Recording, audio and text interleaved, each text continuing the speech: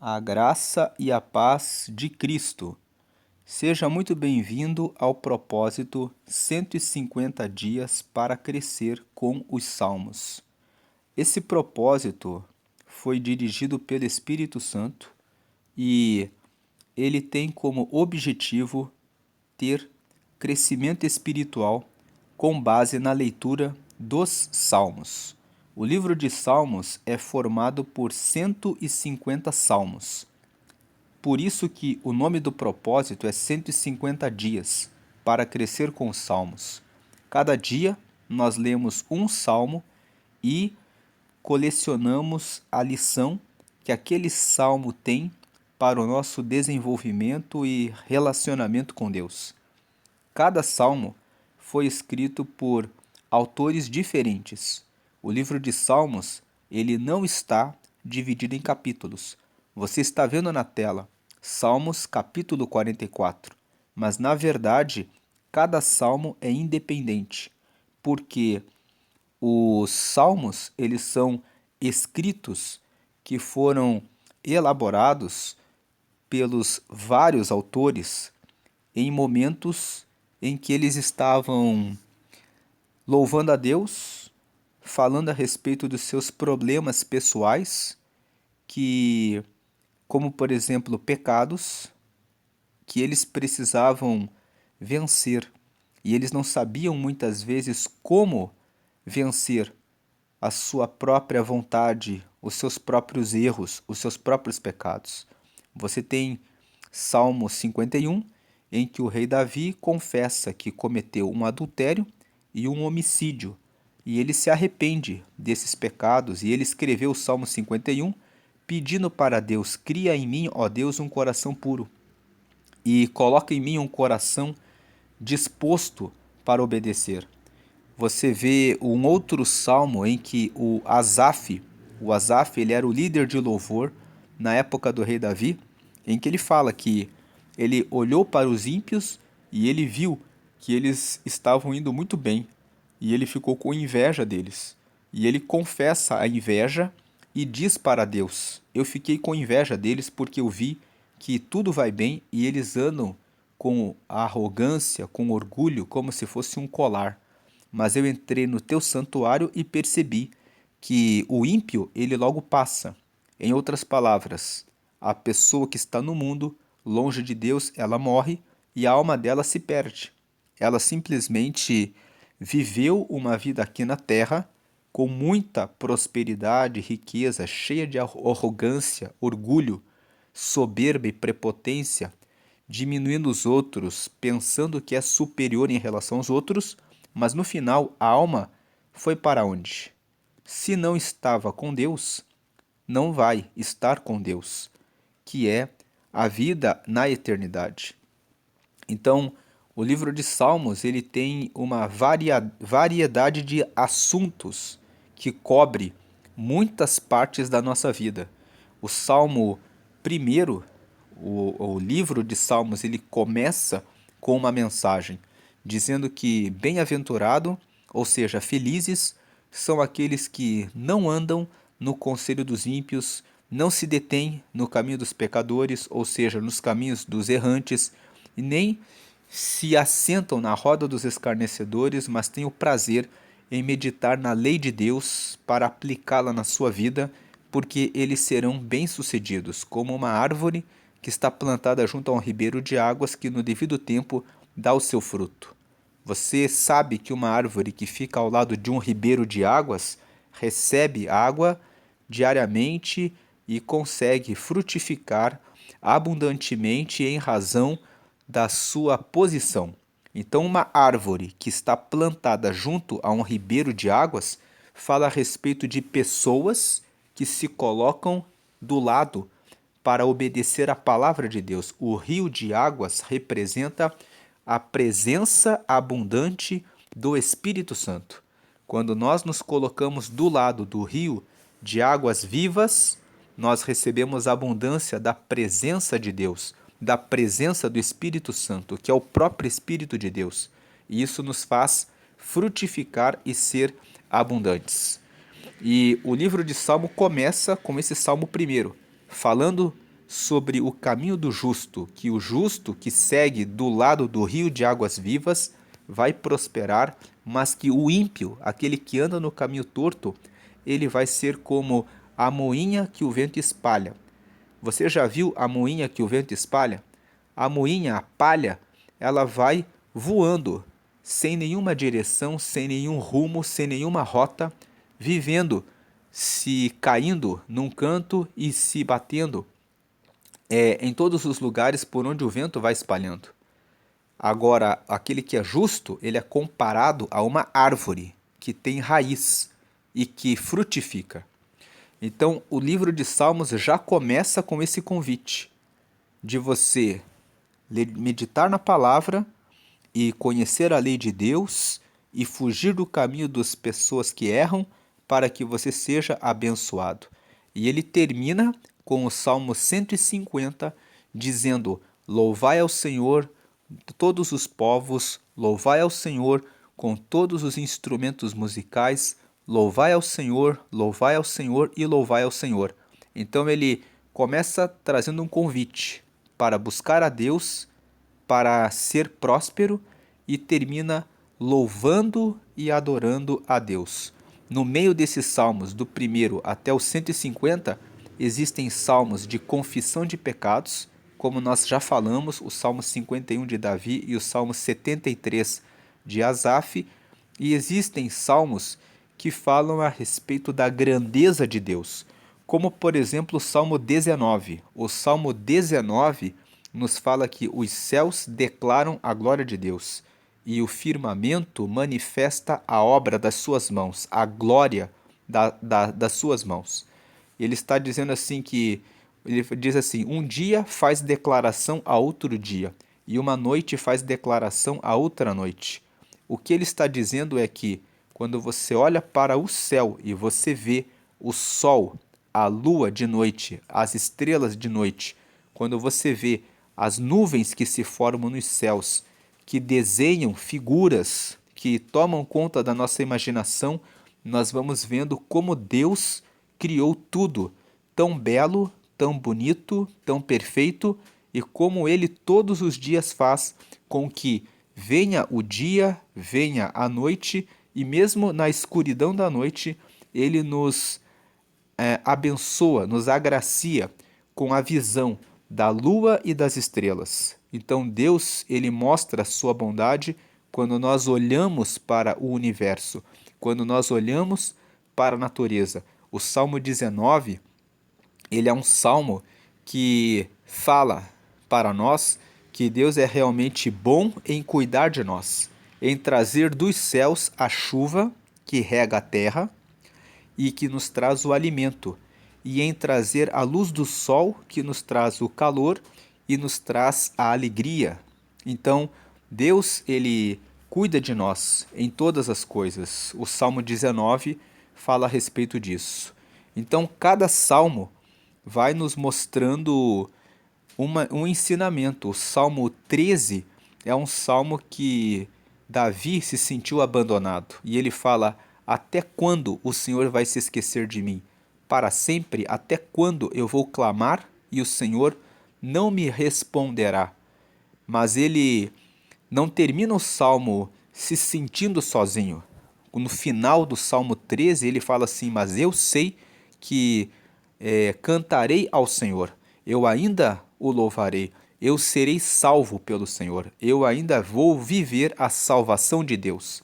Então o Salmo 13 mostra que há momentos na nossa vida em que nós nos sentimos sozinhos, como se a nossa oração não subisse do teto, como se Deus não respondesse e tivesse esquecido de nós, mas nós devemos manter a confiança de que Deus é realmente Deus. Quando nós lemos o Salmo 13 junto com o Salmo 19, nós estamos nos sentindo sozinhos, mas quando nós olhamos para o céu e vemos que Deus fez o sol brilhar ou então a chuva cair, que ali está a glória de Deus.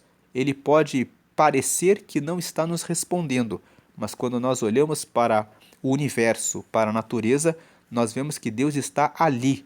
Ele continua cuidando do dia e da noite. Então, se ele ainda está lá cuidando do dia e da noite, Então vai ter a hora que ele vai dar a resposta e eu serei abençoado e salvo. É isso que o Salmo 13, junto com o Salmo 19, nos faz pensar. Então, quando nós meditamos em todo o livro de Salmos, nós aprendemos, colhemos lições, e quando nós reunimos os salmos, o conhecimento que nós temos da palavra revelada por meio dos salmos em conjunto, nós vamos melhorando, ampliando o nosso relacionamento com Deus. Por isso que o nome desse propósito que foi dirigido pelo Espírito Santo é 150 dias para crescer com os salmos. Talvez você esteja passando por um cerco de inimigos, pessoas que estão à sua volta no seu local de trabalho, dizendo que você não pode receber uma promoção, que você não é o mais qualificado, que você não é a melhor pessoa, que você não é preparada para receber esse posto, mas porque o Salmo 3, Davi que escreveu esse salmo, ele fala: como se tem multiplicado os meus inimigos e os meus perseguidores, os que desejam o meu mal. Então o Salmo 3 fala de uma situação em que o rei Davi estava sendo perseguido. Mais e mais pessoas se levantavam contra ele, mas ele colocou a sua confiança em Deus. Coloque a sua confiança em Deus, porque maior é Deus. Quando ele tem uma resposta, quando ele tem uma vitória na sua vida, ninguém pode arrancar do seu caminho a vitória que ele tem. Lá em Deuteronômio, no capítulo 28, no versículo 7, está escrito assim que os teus inimigos por um caminho virão contra ti, mas por 7 fugirão. Então o Senhor é aquele que dará a resposta e fará com que os seus inimigos sejam afastados do seu caminho para a glória do nome dele. Então essa é uma introdução sobre a importância dos salmos. Uma outra questão dos salmos é que o nome salmos no hebraico é Tehillim. Se escreve T-E-H-I-L-I-M e Tehillim significa louvores. Então o livro de Salmos, ele é um livro que foi escrito pelos vários autores hebreus e eles reuniram esses salmos e formaram essa reunião que se chama um livro de louvores. Eles consideram que o livro de Salmos é um livro para louvar a Deus por todas as coisas que Deus fez pelo povo de Israel e que hoje se aplica para nós que somos o povo de Deus. Os Salmos, no plural, você fala para se referir ao livro de Salmos, mas quando você quer falar de um salmo específico, você fala no singular. Então, hoje nós vamos meditar no Salmo 44, ou você pode falar Salmo de número 44. O livro de Salmos não tem capítulo, como nós já falamos, e o Salmo 44, ele é um salmo de arrependimento. Ele é um salmo que reconhece que Deus traz também a maldição. Ele traz a maldição quando nós cometemos pecados. Então, o Salmo 44 nos ensina que se praticarmos o caminho errado, nós receberemos o castigo e esse castigo vem do próprio Senhor. O próprio Deus permite que nós passemos por tribulações, por portas fechadas, por dificuldades, até mesmo a fome é algo que Deus, o próprio Deus, envia contra o seu povo quando está em desobediência à sua palavra. E muitas pessoas dizem que Deus, ele não permite o mal, no sentido de que o mal é algo que é desagradável, que é ruim. Mas o Salmo 44 nos revela que Deus traz sim o mal, mas ele tem propósito quando ele traz o mal. O propósito de Deus sempre é resgatar a nossa vida para estarmos com ele. Então, quando vem a maldição, a fome, a doença, a peste, a porta trancada, a porta fechada, o objetivo não realizado, o sonho não conquistado, Deus está querendo chamar a nossa atenção para que nós nos voltemos para Ele. Esse é o objetivo de Deus. Então, ele pode permitir o mal, mas a intenção de Deus nunca é má. A intenção é boa, é trazer-nos novamente para perto dele, para que possamos nos arrepender e voltar a pedir o apoio, a ajuda, o auxílio dele como nosso Pai, para sermos os filhos dele. Então, aqui no Salmo 44, nós vamos ler: quem escreveu esse salmo foram os filhos de Coré. Os filhos de Coré, você vê quem é Coré em Números, no capítulo 16. Ele era um levita, era responsável pela adoração a Deus, e os descendentes dele, que são os filhos de Coré, ficaram encarregados de adorar a Deus no templo. Havia vários grupos de louvores. Então nós tínhamos os filhos de Coré e tínhamos também, na época do rei Davi, o Asaf. Ele levantou Asaf, que também era levita, era da tribo de Levi, era responsável por louvar a Deus, e os descendentes de Asaf, que eram os filhos de Asaf, também escreveram salmos. O Salmo 50, por exemplo, foi escrito por Asaf. O Salmo 73 até o Salmo 77 também foram escritos por Asaf. Mas os filhos de Coré escreveram os Salmos 42 até o Salmo 49. Escreveram 84, 85, o 87 também. Então, esse salmo foi escrito pelos filhos de Coré, e olha aqui o que eles falam. Eles falam a respeito da situação que eles estavam vivendo. Versículo 1. Ó Deus, eu coloquei aqui em cor laranja a oração que, que os filhos de Coré estão fazendo, e em azul nós colocamos os momentos em que nessa oração eles pedem para Deus que Deus mude o cativeiro deles. Então aqui em laranja nós vamos ler as partes da oração que eles fazem, em que eles estão confessando os erros deles. Veja o que eles falam aqui: ó Deus, nós ouvimos com os nossos ouvidos e nossos pais nos têm contado os feitos que realizaste em seus dias nos tempos da antiguidade.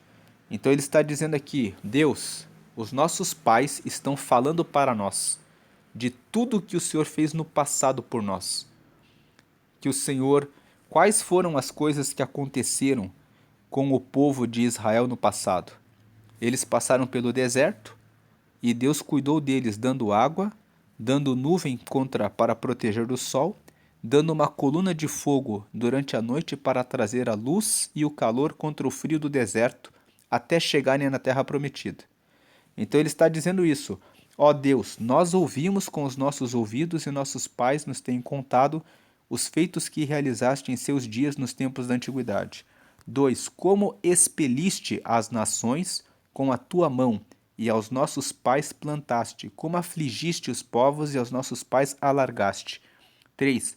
Pois não conquistaram a terra pela sua espada, nem o seu braço os salvou, e sim a tua destra, e o teu braço e a luz da tua face, porquanto te agradaste deles. Então a primeira ideia aqui do versículo 1, 2 e 3 é que eles ouviram dos pais as bênçãos recebidas de Deus. E eles reconhecem: nós recebemos essas bênçãos porque o Senhor se agradou de nós, se agradou dos nossos pais.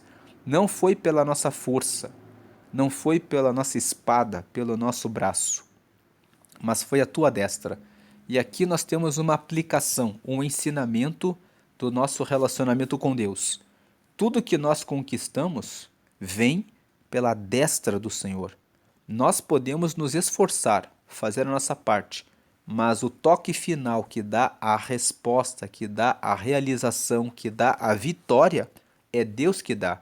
É Deus que nos dá saúde, é Deus que nos dá paladar para poder experimentar o sabor dos alimentos. É Deus que nos dá capacidade para poder conquistar o que conquistamos. Então, um primeiro momento aqui, ele está agradecendo a Deus. Ele reconhece que foi Deus que deu as vitórias da terra prometida para o povo de Israel. Agradecemos ao Senhor por aquilo que temos recebido dele. Agora ele fala no versículo 4 e no 5: Tu és o meu rei, ó Deus. Ordena salvações para Jacó. Jacó era o nome antigo de Israel. Nós sabemos que o povo de Israel se chama Israel porque eles são descendentes de Jacó, que teve o nome dele mudado para Israel. Deus disse para Jacó: o seu nome agora será Israel. Então, os descendentes de Israel geraram a nação de Israel. Mas o nome que de nascimento de Israel era Jacó. Então ele está falando assim: Tu és o meu rei, ó Deus, ordena salvações para Jacó. Ele está dizendo: ordena salvações, no plural, para o nosso povo. E salvações é porque eles estão presos em muitas situações que nós vamos ler na sequência. Versículo 5: Por ti venceremos os nossos inimigos. Pelo teu nome pisaremos os que se levantam contra nós. Eles estão cercados de inimigos. Nós vamos ver nos próximos versículos isso. Versículo 6: Pois eu não confiarei no meu arco, nem a minha espada me salvará. Então veja, o 6 eu coloquei em laranja de volta porque ele está falando dele. Eu não confiarei no meu arco, nem a minha espada me salvará.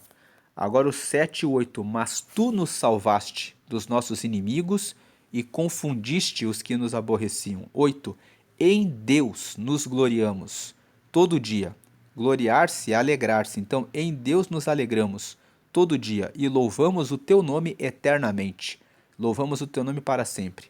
Então, no 7 e no 8, eu coloquei em azul porque ele está falando de Deus. É Deus que nos salva e é em Deus que nós ficamos alegres. Então, o versículo 4 e 5 fala: Tu és o nosso Deus, por ti nós venceremos. E o 7 e 8 é Tu que nos salva e é em Deus que nós ficamos alegres. Aí tem aqui um selá. Essa palavra selá significa pausa. Nós sabemos que o livro de Salmos, ele é um livro de louvores. Então aqui, esse salmo, ele era cantado. E quando você tinha aqui essa marca de selá, significa que aqui eles davam uma pausa na música. Quando eles estão lendo esse salmo, quando vem essa parte selá, significa assim, pare. E esse pare, essa pausa é para meditar, é para refletir naquilo que foi acabado de ser cantado, naquilo que acabou de ser falado. Então é como se fosse uma chamada para dizer assim: lembre que Deus nos deu a vitória, que Deus é o nosso Deus, que foi pela destra da mão de Deus que recebemos a vitória, que nós não devemos confiar no nosso arco em nós mesmos, mas em Deus, porque a nossa alegria deve estar em Deus e é Deus que nos dá a vitória sobre os nossos inimigos. O selá é uma pausa. Pare. Lembre do que você acabou de cantar. Lembre do que você acabou de ler.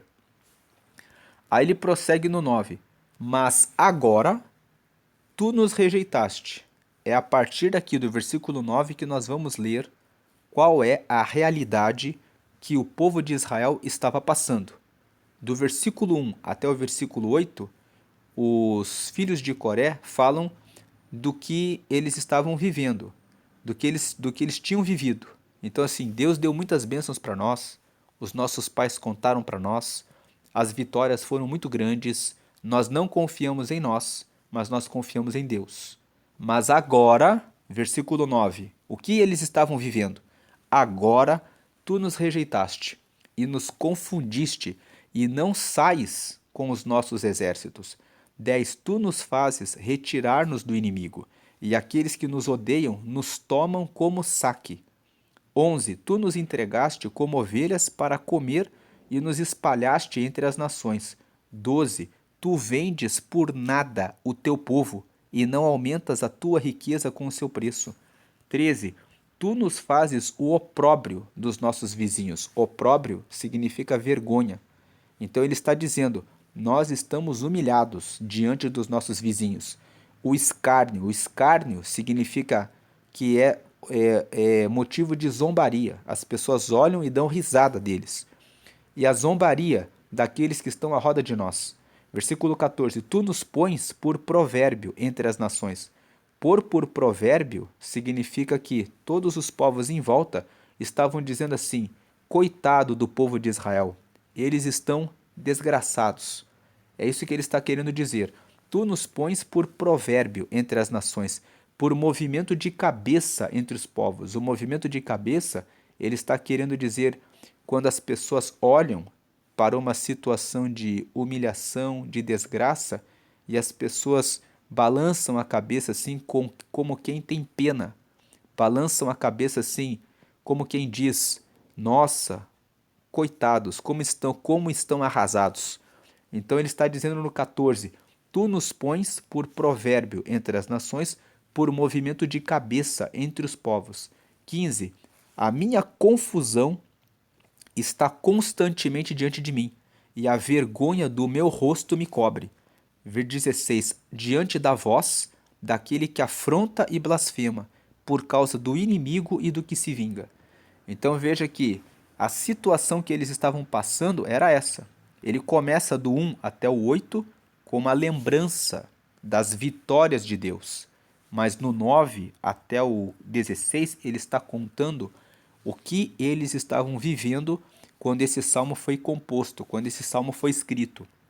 Aí o versículo 17: tudo isto nos sobreveio, todavia não nos esquecemos de ti, nem nos ouvemos falsamente contra o teu conserto. Eu coloquei aqui em azul, porque no 17 ele está dizendo assim: a gente está passando por tudo isso, mas a gente não esquece do Senhor. O Senhor ainda é o nosso Deus.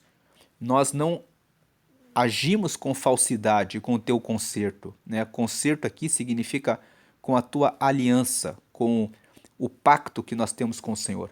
Nós ainda respeitamos o Senhor, mesmo sofrendo isso que nós estamos sofrendo. Aí o versículo 18: o nosso coração não voltou atrás, nem os nossos passos se desviaram das tuas veredas. 19: ainda que nos quebrantaste. Veja o versículo 19: ainda que nos quebrantaste no lugar de dragões e nos cobriste com a sombra da morte. No 19, o salmista está falando que foi Deus que realizou essa vergonha entre eles. Deus quebrantou o povo e colocou eles no lugar de dragões. Lugar de dragões quer dizer aqui lugar de deserto, lugar onde os dragões eles vivem em lugares afastados, em lugares que não são agradáveis. Então ele está dizendo: o Senhor nos colocou nesse lugar e nos cobriste com a sombra da morte. 20. Se nós esquecermos o nome do nosso Deus e estendermos as nossas mãos para um Deus estranho. 21. Porventura não conhecerá Deus isso? Pois ele sabe os segredos do coração. Então, ele aqui nos ensina o seguinte: muitas pessoas dizem, eu confio em Deus, mas dentro do coração, elas na verdade têm dúvida. Será que Deus vai me ajudar de verdade? E muitas vezes, algumas pessoas confiam em Deus, mas elas ficam em dúvida e de repente elas começam a pedir a resposta, a solução para elas mesmas. Muitas vezes nós mesmos somos o Deus estranho, o Deus com letra minúscula, que o versículo 20 está falando. Tem pessoas que dizem: eu vou confiar no meu taco, eu vou confiar no meu estudo, eu vou confiar no meu trabalho, eu vou confiar que eu posso. E muitas vezes nós colocamos nós mesmos no lugar de Deus. Então, às vezes, nós estendemos a nossa mão para dizer: eu vou conseguir. E nós vimos na leitura da primeira parte que o salmista fala: não foi a nossa espada, não foi o nosso braço, não foi o nosso arco que deu a terra para nós, mas foi pela tua destra que nós recebemos a bênção. Ele reconhece Deus como soberano. E aqui, na parte do 18 até o 21, ele está falando: o nosso coração não voltou atrás. A gente continua reconhecendo o Senhor. Os nossos passos não se desviaram. Ainda que o Senhor nos quebrou e nos colocou no lugar de deserto. Poderíamos colocar aqui o 18 e o 19 em azul também, porque nós estamos colocando na cor azul todos os versículos que falam que eles não abandonaram Deus. Então aqui o 18 e o 19 podemos deixar aqui na cor azul também, porque tudo isto nos sobreveio, todavia não nos esquecemos de ti, nem nos houvemos falsamente contra o teu concerto, contra a tua aliança. 18. O nosso coração não voltou atrás, nem os nossos passos se desviaram das tuas veredas, ainda que nos quebrantaste num lugar de dragões e nos cobriste com a sombra da morte. 20. Se nós esquecermos o nome do nosso Deus e estendermos as nossas mãos para um Deus estranho, porventura não conhecerá Deus isso, pois ele sabe os segredos do coração. O 22 eu deixei em verde, deveria ser azul, mas eu coloquei em verde, porque ele é um versículo que Jesus usou para dizer o que acontece com quem segue a ele. Ele falou assim: sim, por amor de ti somos mortos todo dia, somos reputados como ovelhas para o matadouro. Aqui, se eu tivesse que colocar só no Salmo 44, eu colocaria de cor laranja, porque o salmista está falando: por amor de Deus, nós estamos sendo mortos, nós estamos sendo perseguidos, nós estamos reputados como ovelhas para o matadouro. Mas eu deixei em verde porque, para lembrar, Jesus disse isso sobre quem segue ele. Ele disse assim: nós somos mortos todos os dias. Todos os dias nós somos reputados como ovelhas para o matadouro. Nós somos perseguidos, somos muitas vezes maltratados por seguirmos a Jesus. E quando foi falado sobre seguir a Jesus, ter desafios, esse texto foi lembrado, ele foi citado para lembrarmos que nós, no mundo, muitas vezes, você no seu local de trabalho, muitas vezes na sua escola, na sua faculdade, quando você fala a respeito de Deus, as pessoas pegam em pedras em palavras, para ferir ou machucar você, porque você tem essa fé em Deus. E o salmista aqui fala que eles estavam passando pela perseguição dos inimigos, e eles estavam sendo, assim, reputados como ovelhas para o matadouro. Agora vem o versículo 23 até o 26, que termina o salmo, em que o salmista volta-se para Deus e pede para Deus uma providência. Veja o 23. Desperta, porque dorme, Senhor. Acorda, não nos rejeites para sempre. 24. Por que escondes a face e te esqueces da nossa miséria e da nossa opressão? Porque eles estão passando por isso. 25. Pois a nossa alma está abatida até o pó, o nosso corpo curvado até o chão. 26. Levanta-te em nosso auxílio e resgata-nos por amor das tuas misericórdias. Lembrando que a palavra misericórdia é formada por duas palavras, miséria e cordes. Cordes significa coração. Então, misericórdia é: nós somos miseráveis, temos nossas misérias, mas mesmo assim, Deus nos abraça e nos traz para perto do coração dele. Misericórdia quer dizer, apesar de você ser miserável, de você fazer coisas erradas, eu perdoo você e te abraço para perto do meu coração. Então ele está dizendo assim: levanta-te em nosso auxílio e resgata-nos por amor das tuas misericórdias. Ele está dizendo: é o Senhor que é muito bom, que tem um coração muito grande e que, mesmo apesar das nossas misérias, nos abraça e nos traz para perto para nos defender, para nos proteger. Então, o Salmo 44, ele traz essa lição de: Deus fez no passado coisas maravilhosas pelos nossos pais, pelo nosso povo. E ele é o único honrado e digno de toda a glória, porque foi ele que fez. Tudo que nós conquistamos é porque Deus permite, é porque Deus deixa, com a sua bondade, recebermos bênçãos sobre a nossa vida. O Salmo 44 também ensina na segunda parte que, quando nós desonramos a Deus e desobedecemos, ele permite que aconteçam coisas terríveis, que nós sejamos perseguidos, humilhados, envergonhados e extremamente envergonhados, porque o povo estava vendo o povo de Israel e fazendo um movimento de cabeça, como quem diz: estão completamente humilhados. Mas mesmo nessa situação, nós temos que lembrar que é Deus que pode nos levantar de novo e, quando nos arrependemos, podemos pedir a Deus que Ele estenda a sua misericórdia sobre nós. E nós aprendemos também que nessa vida, no meio das tribulações, nós muitas vezes somos colocados como ovelhas para o matador. Estamos sendo muitas vezes desonrados, humilhados, perseguidos por causa da fé em Jesus. Mas Jesus, falando a respeito desse assunto, lá em João, no capítulo 15, no versículo 18, está escrito que se nós fôssemos do mundo, o mundo nos amaria. Mas porque nós não somos do mundo, é por isso que o mundo nos odeia. E Jesus disse para nós: não espere que você será amado pelo mundo. Quem quer seguir a Jesus será perseguido pelo mundo, porque o mundo não ama a Jesus. O mundo ama fazer a sua própria vontade. Mas a lição do Salmo 44 é Deus que derrama respostas de vitórias, é pelo braço dele que temos força.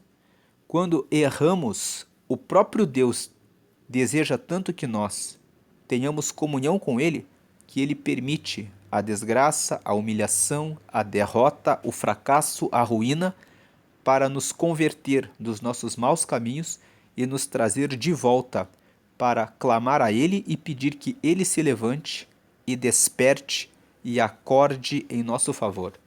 Então, Deus, Ele nos ama tanto que Ele quer que eu e você não percamos a nossa salvação. Você entende a importância da sua alma e da sua salvação? Porque há pessoas que estão tão preocupadas com as riquezas dessa terra que elas estão se esquecendo que um dia vão deixar essa terra, essa vida, e para onde irá a sua alma? Jesus, certa feita, disse: um homem plantou e teve uma ótima colheita, e ele olhou para os celeiros e disse: o que eu vou fazer? Então ele teve uma ideia: vou derrubar os meus celeiros, vou construir outros maiores e vou colocar toda a colheita dentro desses celeiros maiores e vou dizer para mim mesmo: pode descansar. E aí Jesus disse: louco é esse homem, porque nessa noite pedirão a sua alma, e o que você preparou para quem será? Porque vai ficar para quem aquilo que você preparou? E a sua alma vai para onde? Então, a última tentação que Jesus passou foi a tentação em que o diabo ofereceu todos os reinos desse mundo. E Jesus disse: vai-te, Satanás, porque somente ao Senhor servirás. Então, muitas vezes o diabo está oferecendo muita coisa boa para mim, para você, querendo nos chamar para esse mundo, para essa terra, querendo nos distrair de voltarmos os nossos olhos a Deus. Mas o Salmo 44 fala que Deus muitas vezes vai permitir a luta, a batalha, a guerra, para nos chamar novamente para Ele, porque Ele nos ama e Ele quer ver-nos lá no céu com Ele na glória. Veja se você não tem sido distraído, se você não tem sido distraída por filmes, por coisas por tentações desse mundo, que querem prender a sua atenção para ficar longe de Deus. Essas distrações podem ser o Deus estranho, que está escrito aqui no versículo 20, se nós esquecermos o nome do nosso Deus e estendermos as nossas mãos para um Deus estranho, 21, porventura não conhecerá Deus isso? Pois ele sabe os segredos do coração. Talvez você está colocando o seu marido como seu Deus. Tem muitas mulheres hoje solteiras que estão dizendo: eu tenho que ter um marido, e o objetivo é correr atrás disso. Tem homens que também, eu quero uma esposa, eu estou buscando meu casamento. Ou às vezes alguma pessoa, eu quero ter o meu filho, e colocam isso acima de Deus. Então, veja o que está tomando o lugar de Deus. Ele sabe os segredos do coração. Talvez uma posição, ou talvez a riqueza.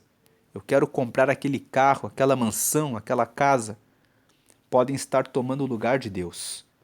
Não se prenda com as coisas desse mundo para esquecer-se da sua alma, da sua salvação.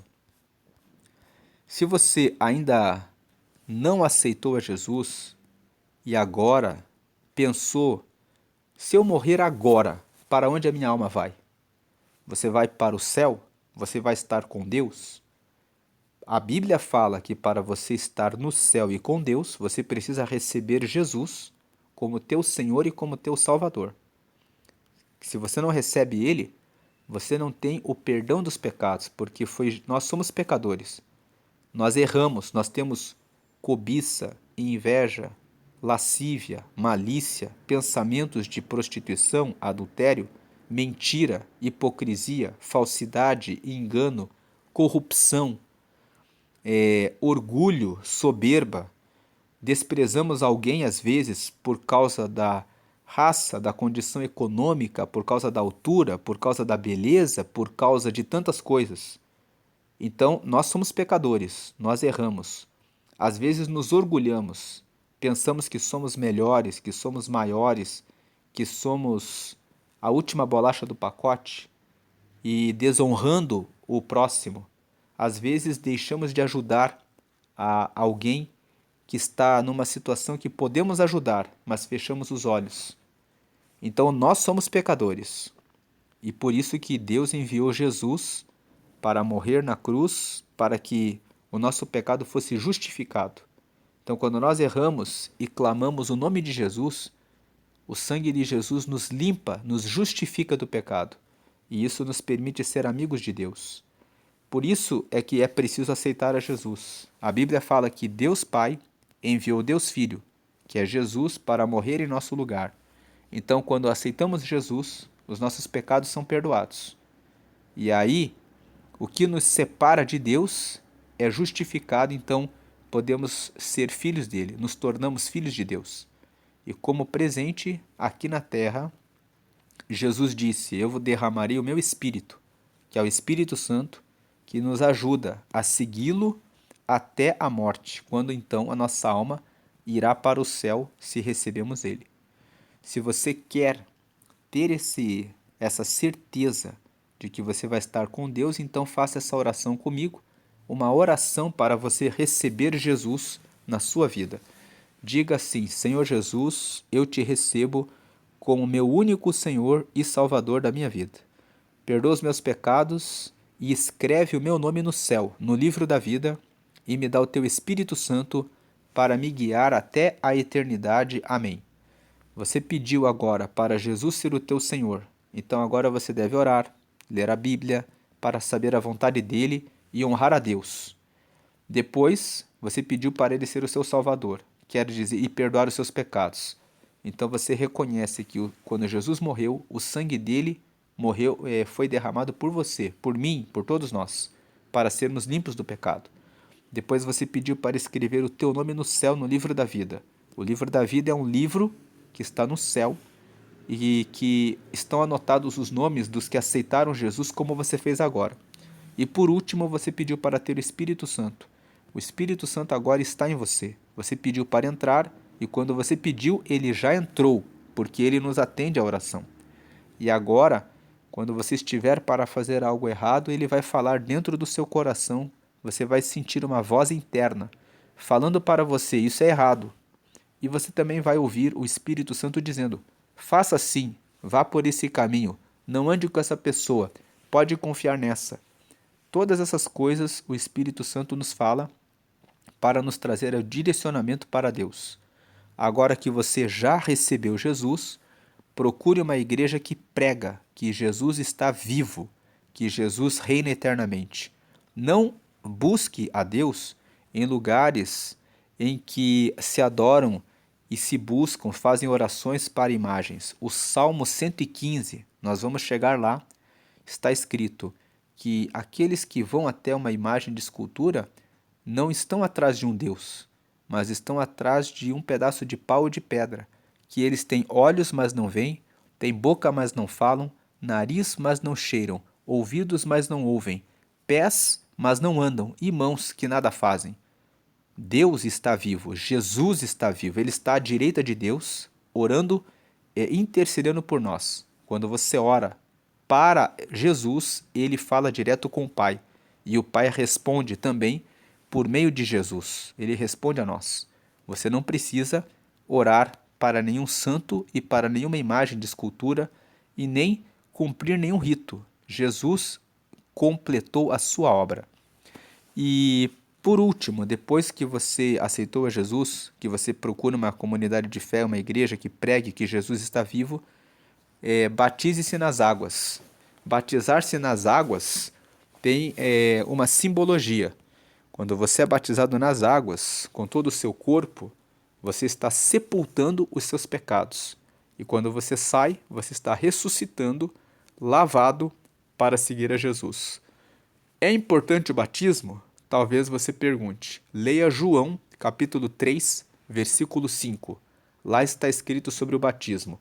Jesus disse: quem quer herdar o reino de Deus precisa nascer da água e do Espírito.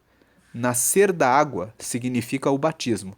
Nascer do Espírito significa receber o Espírito Santo. Você fez a oração para nascer do Espírito, mas agora você precisa nascer da água.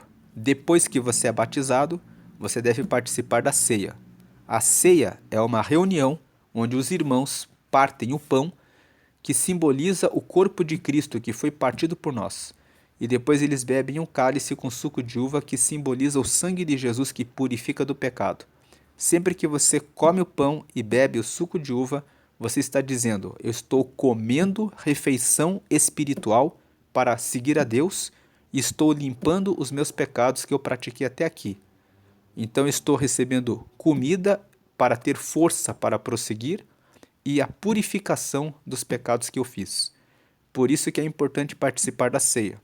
Significa que você está em comunhão com Ele. Leia João, capítulo 6, versículos 54 ao 57. Lá está escrito que quem come a minha carne e bebe do meu sangue tem vida. Jesus disse isso. Mas quem não come da minha carne e não bebe do meu sangue não tem vida em mim. E quem come da minha carne e bebe do meu sangue será um comigo como eu e o Pai somos um. Então, quando você participa da ceia, você entra em unidade com Cristo, assim como Cristo é um com Deus. É uma forma de você se conectar diretamente a Deus. Então, essa é a palavra de hoje, que nós possamos entender que Deus, ele lança a maldição para nos converter e carregar a nossa vida para o reino dele. Ele ama tanto nós, a nossa vida, que ele permite as provas para nos voltarmos para ele, para nos arrependermos e caminharmos na direção dele. Então, Deus abençoe a sua vida. Vamos agradecer a Deus. Senhor, te agradecemos por essa meditação no Salmo 44. Te agradecemos porque o Salmo 44, ele também nos traz a recordação, nos traz uma lição. Lembre das coisas boas que você já recebeu de Deus. Porque a parte primeira, o salmista fala: nós lembramos que os nossos pais contaram e tudo que nós recebemos. Seja grato por tudo que já recebeu. Nós temos motivos para agradecer. Estamos acordados, estamos vendo, podemos andar, podemos respirar, independente de aparelhos, temos saúde, temos acesso à internet, temos bênçãos de família e de trabalho e de tantas coisas que esquecemos de agradecer. Te agradecemos pelo que recebemos até aqui e te pedimos que o Senhor continue derramando graça, força, poder, unção para podermos continuar a levar a tua palavra avante, a tua mensagem avante. Que cada pessoa que está participando aqui receba também essa graça, poder, unção, autoridade para prosseguir nos seus propósitos, nos seus caminhos. Que o Senhor venha derramar a tua bênção sobre cada família, derramando salvação sobre aqueles que ainda não foram salvos. E que o Senhor venha fortalecer os que aceitaram ao Senhor nesse dia. Que no nome de Jesus nós possamos, no meio das tribulações, lembrar que o Senhor continua conosco. E se pecarmos, errarmos, que possamos nos arrepender e pedir, como a parte final desse salmo: levanta-te, desperta-te, acorda em nosso favor e recebe-nos com a tua misericórdia. Nos ajuda a andar nos seus caminhos hoje e sempre, em todo tempo, até a eternidade. Amém e graças a Deus.